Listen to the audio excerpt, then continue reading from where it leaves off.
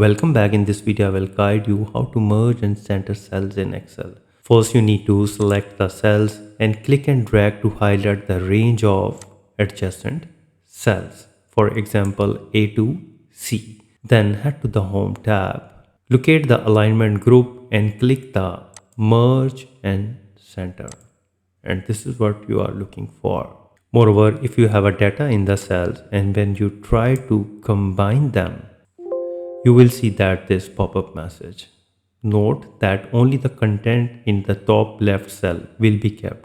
Data in all other selected cells will be deleted like this one.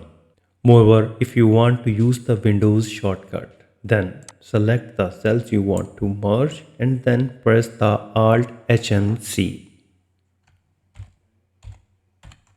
And here you can see that the cells have been merged and centered.